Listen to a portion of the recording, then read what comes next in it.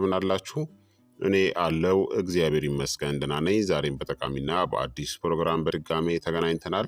በዛሬው የጤና ፕሮግራማችን ላይ የምንመለከተው ፌጦን መቼ መጠቀም አለባችሁ፣ የፌጦ ትክክለኛ አጠቃቀምን፣ መጠኑን እናም መጠቀም የሌለባቸው ሰዎችስ ምን አይነት ሰዎች ናቸው የሚለውን በዚህ ቪዲዮ ላይ በሚገባ የምነግራችሁ ይሆናል ማለት ነው።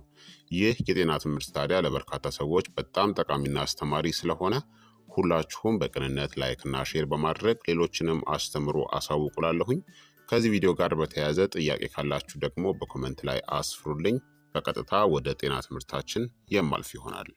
ፌጦ ትናንሽ ቀይ ቡናማ ቀለም ያላቸው ፍሬዎች ናቸው።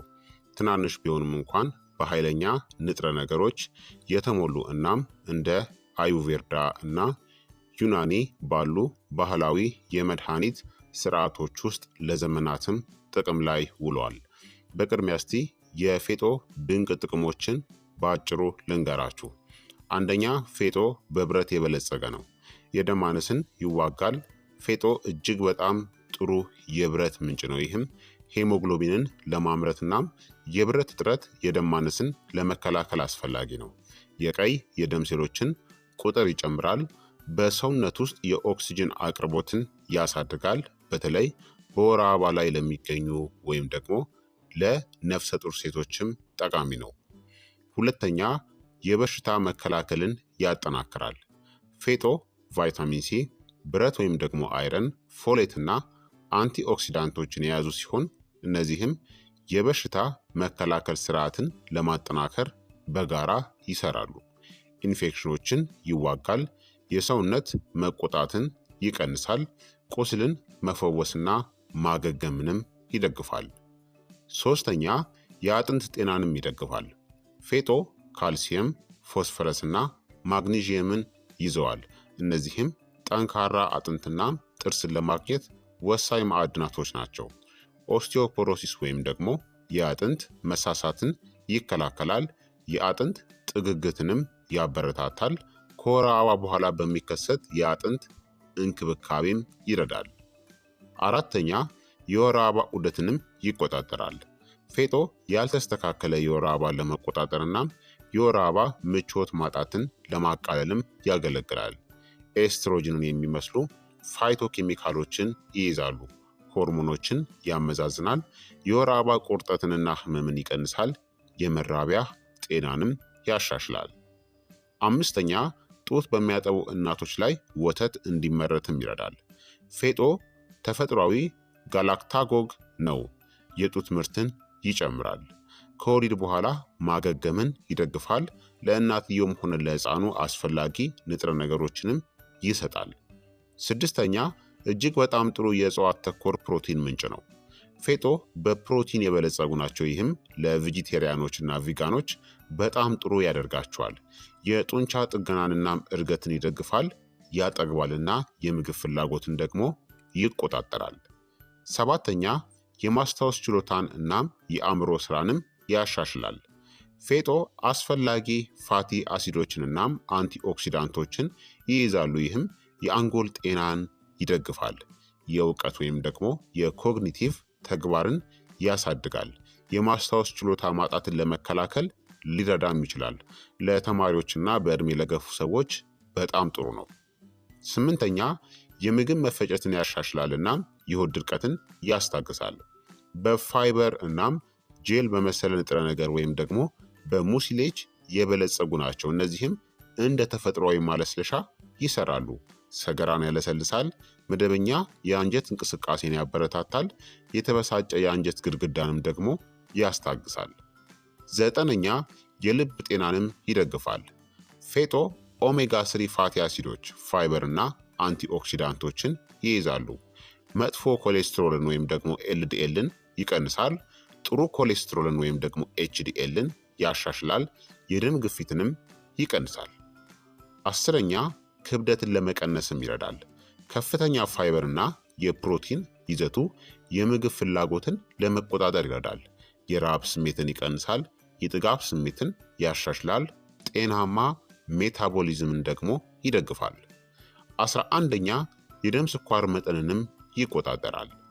ፌጦ የደም ግሉኮስ መጨመርን ለመቆጣጠር ሊረዱ ይችላሉ። በተለይም ከምግብ በኋላ የስኳር መፈጨትንናም መምጠጥን ያዘገያል።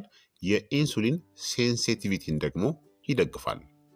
12ኛ ለቆዳ እናም ለፀጉርም ጥሩ ነው።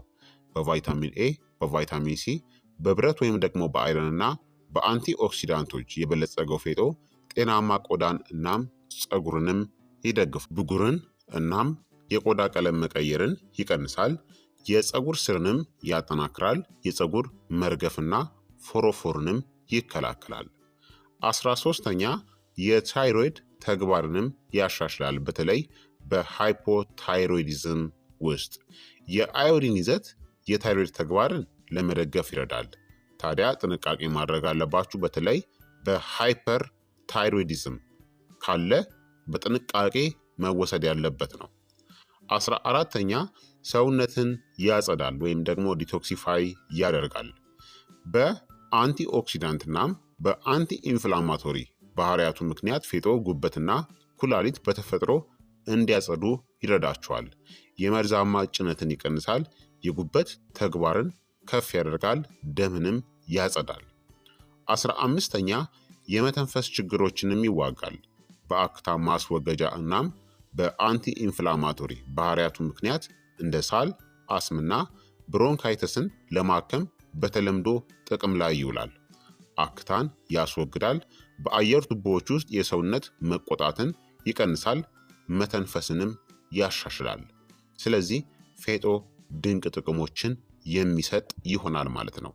ታዲያ ፌጦን ጤናማ በሆነ መንገድ እንዴት መመገብ እንደምትችሉ እናም ለከፍተኛ የጤና ጥቅሞች ደግሞ መመገብ ያለባችሁ ምን ሰዓት እንደሆነ አሁን እነግራችኋለሁኝ።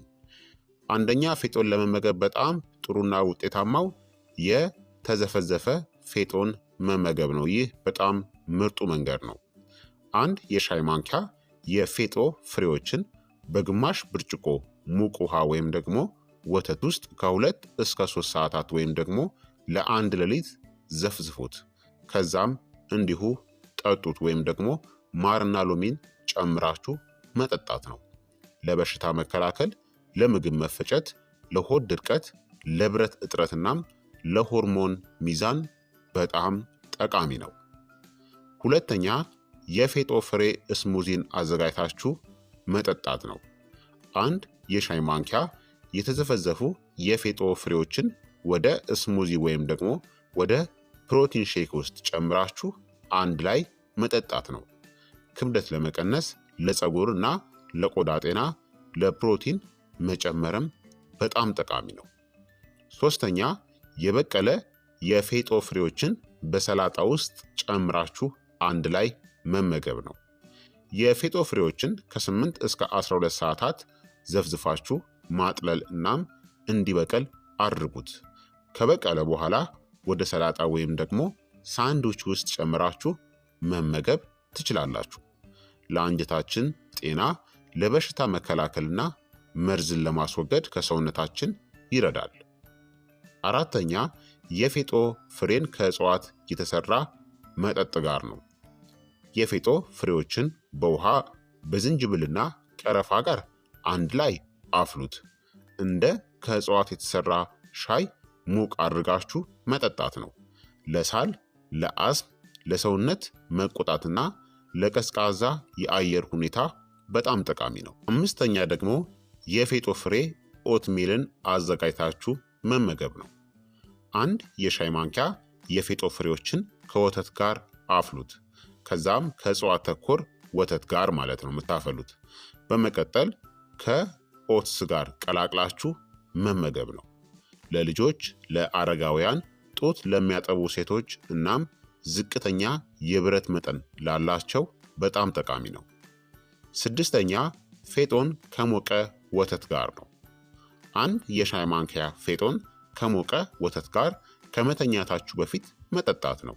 ለአጥንት ጤና፣ ለተሻለ እንቅልፍና ለሆርሞን ሚዛን በጣም ጠቃሚ ነው። ስለዚህ ፌጦን በእነዚህ ሁላ መንገዶች መጠቀም ትችላላችሁ ማለት ነው፣ ጤናማ በሆነ መልኩ። ታዲያ የፌጦ ፍሬዎችን ለመመገብ ምርጡ ጊዜ ምን ሰዓት እንደሆነ ልንገራችሁ። አንደኛ ጠዋት በባዶ ሆድ መመገብ ትችላላችሁ። ጥቅሞቹም የምግብ መፈጨትን ያሳድጋል፣ መርዝን ያስወግዳል፣ ክብደትን ለመቀነስ ይረዳል፣ እናም የአንጀት እንቅስቃሴንም ይቆጣጠራል። ሁለተኛ ከቁርስ በፊት ወይም ደግሞ ከቁርስ ጋር ነው። ጥቅሞቹም የንጥረ ነገር መምጠጥን እንደ ብረትና ካልሲየም መምጠጥን ያሻሽላል፣ ሆርሞኖችን ያመዛዝናል፣ እናም ኃይልንም ይገነባል። ሶስተኛ ደግሞ ከምሳ ከ30 ደቂቃዎች በፊትም መመገብ ትችላላችሁ። የምግብ ፍላጎትን ይቀንሳል፣ ክብደት መቆጣጠርንም ይረዳል፣ ሜታቦሊዝምንም ይደግፋል። አራተኛ ደግሞ ከመተኛታችሁ በፊት ከወተት ጋርም አንድ ላይ መጠጣት ትችላላችሁ። አጥንትን ያጠናክራል፣ የሆድ ድርቀትን ያስታግሳል፣ እናም ጡት የሚያጠቡ እናቶችን ይረዳል ማለት ነው። ስለዚህ ፌጦን በእነዚህ ሰዓት ብትመገቡ ምንም ችግር የለውም። በጣም ድንቅ ጥቅሞችን ታገኛላችሁ። ታዲያ በቀን መጠቀም ያለባችሁ የፌጦ መጠን ለአጠቃላይ ጤና በቀን 1 የሻይ ማንኪያ ወይም ደግሞ 5 ግራምን ከተጠቀማችሁ በቂ ነው። ለደም ማነስ ወይም ደግሞ ከወሊድ በኋላ ለማገገም በሕክምና ትዕዛዝ ወደ 1 ከግማሽ ወይም ደግሞ እስከ 2 የሻይ ማንኪያ ከፍ አድርግታችሁ መመገብ ይቻላል። ከመጠን በላይ ደግሞ መጠቀምን አስወግዱ። በቀን ከ2 የሻይ ማንኪያ በላይ ፈጽሞ መጠቀም የለባችሁም። ምክንያቱም እብጠትን ሊያስከትል ወይም ደግሞ ሴንሲቲቭ በሆኑ ሰዎች ላይ ታይሮይድን ሊጎዳ ይችላል ማለት ነው። ታዲያ ፌጦን ማስወገድ ወይም ደግሞ መመጠን ያለባቸው ሰዎች ምን አይነት ሰዎች ናቸው የሚለውን ደግሞ እነግራችኋለሁኝ። አንደኛ ነፍሰ ጡር ሴቶች ናቸው። በተለይ በመጀመሪያው የእርግዝና 3 ወራት ውስጥ ፈርስት ትሪሚስተር በምንለው ጊዜ ማስወገድ ያስፈልጋል። ፌጦ የማህፀን ማነቃቂያ ባህሪያት አሏቸው። እናም በተለይም በብዛት ከተወሰደ የማህፀን ቁርጠትን ሊያስከትሉ ይችላሉ። የፅንስ መጨናገፍ ወይም ደግሞ ያለ ጊዜው መውለድንም ሊያስከትል ይችላል። ታዲያ በአስተማማኝ ሁኔታ ዘግይታችሁ በእርግዝና ወቅት ለብረት ወይም ደግሞ ወተትን ለማብዛት በሕክምና ቁጥጥር ስር ብቻ በትንሽ መጠን ሊያገለግል ይችላል ማለት ነው። ዘግይታችሁ ማለት ከመጀመሪያ እስከ 3 ወር ሳይሆን እርግዝናችሁ ከገፋ በኋላ፣ እሱንም ዶክተርን በጥንቃቄ እያማከራችሁ ማለት ነው። ሁለተኛ የታይሮይድ እጢ መብዛት ያለባቸው ሰዎች ናቸው። ሃይፐር ታይሮይዲዝም ያለባቸው። ምክንያቱም ፌጦ ጎይትሮጅንስ የሚባሉ የታይሮይድ ተግባርን ሊያስተጓጉሉ የሚችሉ ንጥረ ነገሮችን ይይዛሉ።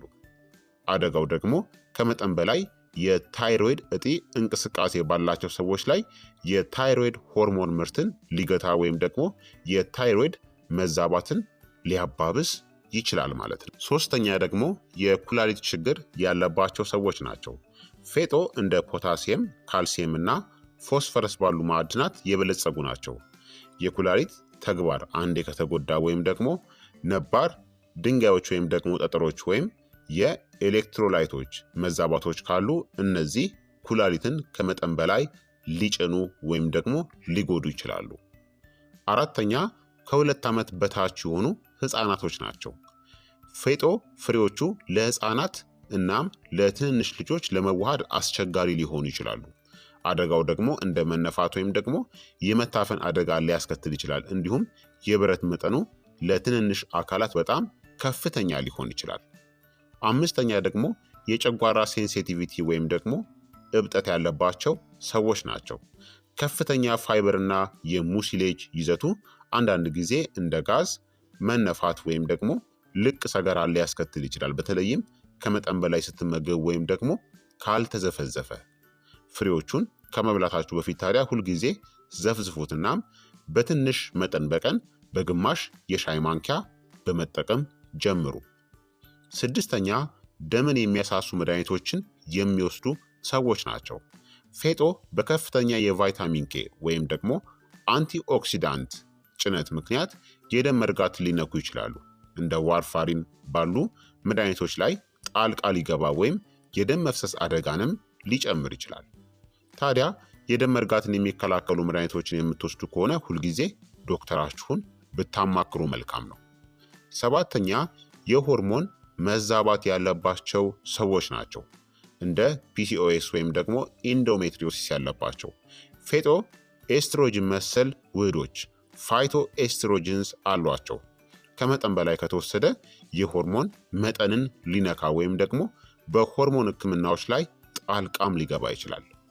ስምንተኛ ለአለርጂ የተጋለጡ ግለሰቦች ናቸው። አልፎ አልፎ ቢሆንም አንዳንድ ሰዎች ለፌጦ አለርጂ ሊያጋጥማቸው ይችላል። በዚህ ምክንያት እንደ የቆዳ ሽፍታ፣ ማሳከክ ያሉ የአለርጂ ምላሾች ሊከሰቱ ይችላሉ። ታዲያ ከዚህ በፊት ተመግባችሁ የማታውቁ ከሆነ ሁልጊዜ በመጀመሪያ በጣም በትንሽ መጠን ሞክሩት።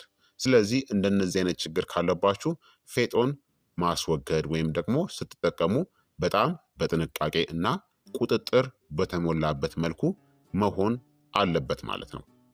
በአጠቃላይ በጤና ባለሙያ ካልተመከራችሁ በስተቀር በቀን አንድ የሻይ ማንኪያ ፌጦ ብቻ ውሰዱ። ከዛ በላይ በፍጹም እንዳትጠቀሙ። እንዲሁም ደግሞ መነፋትን ለመቀነስና የምግብ መፈጨትን ለማሻሻል ከመጠቀማችሁ በፊት ፌጦን ሁልጊዜ ዘፍዝፉ። አጠቃቀማችሁን ደግሞ ቀያየሩ። ማለትም ለምሳሌ ለ2 ሳምንታት ፌጦን ከወሰዳችሁ በኋላ ከዚያ ደግሞ ለጥቂት ቀናት አቋርጡት። ከዛም መልሳችሁ መጠቀምን ትጀምራላችሁ ማለት ነው።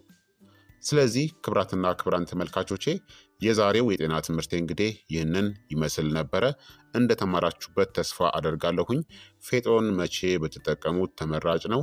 ትክክለኛ አጠቃቀሙን መጠኑን መጠቀም የሌለባቸው ሰዎችን በዚህ ቪዲዮ ላይ በሚገባ በደንብ ነግሬያችኋለሁኝ። ይህ የጤና ትምህርት ለበርካታ ሰዎች በጣም ጠቃሚና አስተማሪ ስለሆነ ሁላችሁም በቅንነት ላይክና ሼር በማድረግ ሌሎችንም አስተምሩ አሳውቁላለሁኝ። ጥያቄ ካላችሁ በኮመንት ላይ አስፍሩልኝ። በቀጣይ የጤና ትምህርት እስከምንገናኝ እኔንም እናንተንም ቸር ያቆየን። መልካም ጊዜ፣ መልካም ቆይታ። ቻው ቻው።